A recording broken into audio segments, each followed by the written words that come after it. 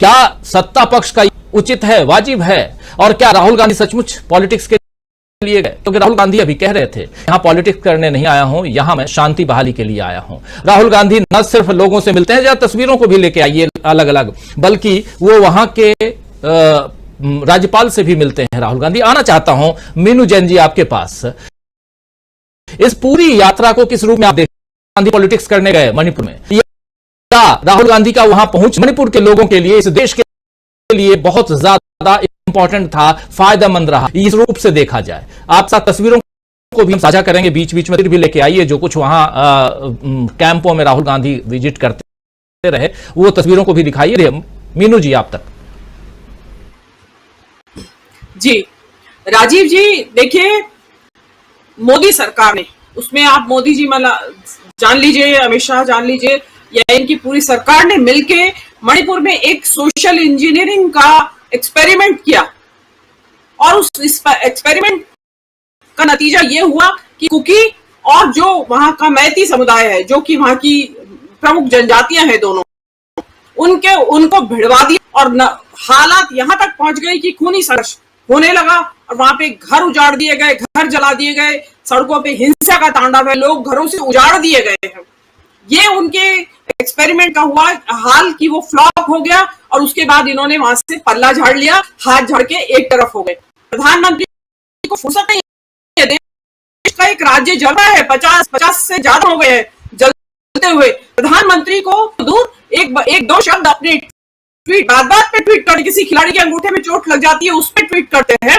उस प्रधानमंत्री को इस चीज की फुर्सत नहीं मिली कि मेरे देश का एक राज्य चल रहा है, तो मैं उनकी अपील का प्रभाव पड़ता, वहां पे और ज्यादा आक्रोश है लोगों के अंदर। अब इसमें आप राहुल गांधी की यात्रा बात कर रहे हैं। राहुल गांधी हीलिंग टच देने के लिए गए हैं, जिसकी जरूरत आज मणिपुर को है।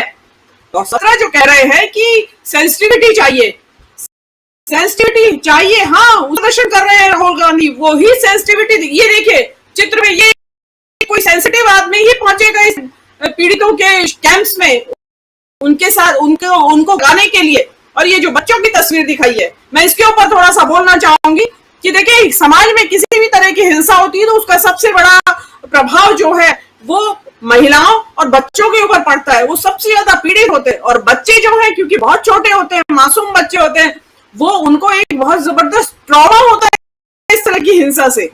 बच्चे सो रहे हैं रात में और अचानक पता चला कि आपके घर में आ गई है या दंगाई आ गए और आपको उठ के भागना पड़ा, तो बच्चे उसको they can not understand what's happening around. और वो जो ट्रॉमा होता है, कोई और देश होता तो वहां साइकोलॉजिस्ट की टीम, काउंसलर्स की टीम पहुंच जाती बच्चों की काउंसलिंग करने के लिए। आप देखिए कि कितनी भारी मात्रा में बच्चे हैं वहां पे जो इन कैंपों में है, इस टाइम राहत कैंपों में है।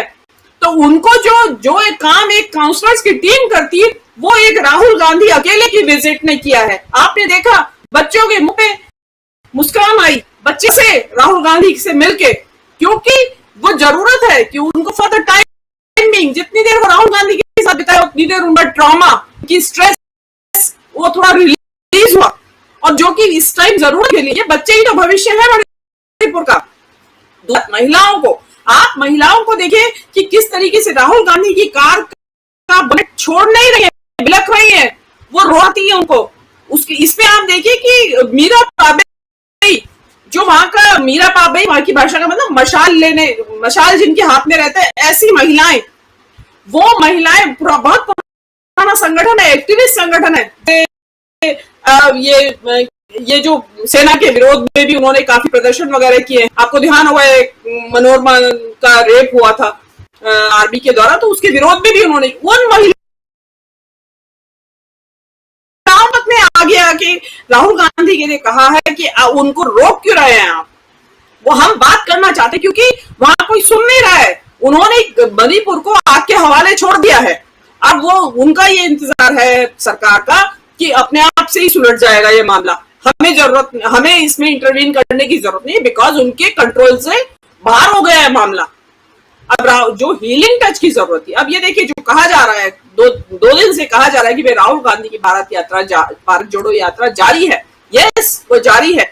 यही काम राहुल गांधी भारत जोड़ो यात्रा में करते रहे और वो ही आज भी कर रहे हैं। इसी तरह से उन्होंने राहुल जो भारत जोड़ो यात्रा में भी इसी तरीके से दलितों, वंचितों और जो समाज का शोषित वर्ग है, हाशिए पे पड़े हुए लोग हैं, सबको गले लगाया, सबकी बात सुनी, सबको ढांढस बंधाया और जो कुछ उनके पास जो कह सकते थे। देखिए ये वक्त ऐसा होता है क्राइसिस का, उस टाइम कोई कुछ करे भी नहीं, दो बोल सहानुभूति के बोल दे, वही इंसान को एक बहुत बड़ा दिलासा देते हैं।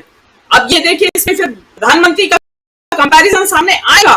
प्रधानमंत्री राजनीति में लगे हुए हैं, वो राहुल गांधी की इस मोहब्बत टच की राजनीति के राहुल गांधी मोदी जी को देखिए, वो राजनीति में लगे हुए, वो यूनिफॉर्म सिविल कोड की बात कर रहे हैं, वो अपना बूथ मजबूत करने में लगे हुए हैं। आज वो दिल्ली यूनिवर्सिटी पहुंचे हैं। अरे भाई राहुल मोदी जी दिल्ली यूनिवर्सिटी पहुंचे और जैसा कि तथाकथित तौर पे कहा जाता है कि मोदी जी की जो डिग्री है, उन्होंने जो डिग्री ली है एंटायर पॉलिटिकल साइंस की, वो डिग्री उन्होंने दिल्ली यूनिवर्सिटी से ली है। ठीक है, अगर मैं जगह मुझे दिल्ली यूनिवर्सिटी या मेरी कोई भी यूनिवर्सिटी मिली है, प्रधानमंत्री छोड़िए, मुझे एक आम नागरिक है से भी किसी फंक्शन में बुलाया जाता और भाषण देने के लिए अपने प्रोफेसर्स को याद करती, मैं अपने वहां भाषण शुरू करने से पहले अपने प्रोफेसर्स को याद करती, अपने कॉलेज डेज को याद करती, प्रिंसिपल्स को याद करती, वहां के अपने सहपाठियों को याद करती और किसी रोचक घटना का वर्णन करती। लेकिन मोदी जी ने तो कुछ भी नहीं कहा। जो लोग कह रहे हैं कि भाई वहां के लोगों को दिल्ली यूनिवर्सिटी के एडमिनिस्ट्रेशन को मेंशन करना चाहिए था, अगर उन्होंने नहीं किया, वो भूल गए, मोदी जी को बताना चाहिए कि भाई मेरी डिग्री मैंने यहीं से प्राप्त की है। लेकिन जैसा कि सब जानते हैं कि वो एक पता नहीं एक ऐसा रहस्यमयी झूठ है जिसकी आज तक ताकीद नहीं हो पाई है।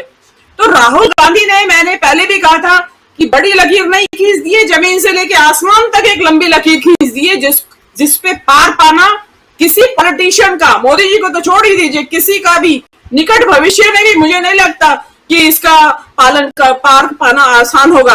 और रही बात नौटंकी की, इस्तीफे की नौटंकी का तो आपने बता ही दिया कि ये लोग बड़े उस्ताद हैं इस तरह की इवेंट और नौटंकियां करने में। एक नौटंकी और हुई है, आप जैसे मोदी जी वहां स्टेशन पे पहुंचे, उन्होंने टिकट स्वाइप किया।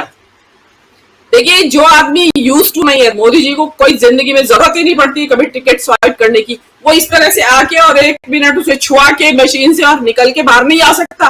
वो थोड़ी देर उसको समझने नहीं लगेगी कि मशीन है क्या ये, और मोदी जी नाटक करके और ये दिखा के और वो भी पूरा बाहर निकल के तब जेब में टिकट रख रहे हैं, ये दिखाने के लिए हाँ भाई मैंने टिकट लिया। तो ये इस तरह की नौटंकी से अब पब्लिक नहीं, अब पब्लिक को असली नेता चाहिए जो उनके दुख दर्द में उनके दुख दर्द में सामने आके खड़ा हो, उनको गले लगाए और उनके हित में बात करे। राहुल गांधी ने आज मोदी जी को आईना दिखा दिया है और एक जिसको कहते हैं कि एक आउट ऑफ मतलब क्या कहे, बहुत बड़ा आज करिश्मा करके दिखाया है उन्होंने और निडरता भी है उनकी। इतने ज्यादा इंसर्जेंसी प्रोन एरिया में वहां वो गए हैं, कुछ भी हो सकता था उनके साथ, लेकिन उसके बावजूद भी उन्होंने अपने कर्तव्य को, अपने फर्ज को ऊपर समझा, अपनी जान से बड़ा उन्हें अपना फर्ज लगा और वहां पहुंचे और मुझे उम्मीद है कि शायद उससे कोई रिजल्ट निकल के आएगा जरूर। जी राजीव जी बिल्कुल बिल्कुल, उम्मीद है कि जरूर कुछ न कुछ और शांति बहाली हो मणिपुर में, और यही सबसे बड़ी और पहली प्राथमिकता होनी चाहिए और यही प्राथमिकता राहुल गांधी बता भी रहे हैं।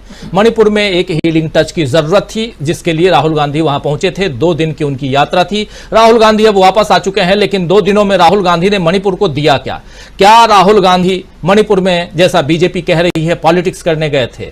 लेकिन इसी बीच एन बीरेन सिंह जो मणिपुर के मुख्यमंत्री हैं, उनके इस्तीफे की चर्चा आज दिन भर खूब रही और उनका इस्तीफानामा जो था वो लिखा भी गया, लेकिन एक महिला आकर के इस्तीफे को फाड़ देती है। भीड़ लगती है सीएम आवास के सामने और माइक से अनाउंस किया जाता है कि सीएम साहब जो हैं ये इस्तीफा लेके जा रहे हैं। इस्तीफा अनाउंसर के हाथ में होता है और उस अनाउंसर के हाथ से इस्तीफा जो है, यानी वो जो चिट्ठी है, उस चिट्ठी को एक महिला लेती है और फाड़ कर फेंक देती है।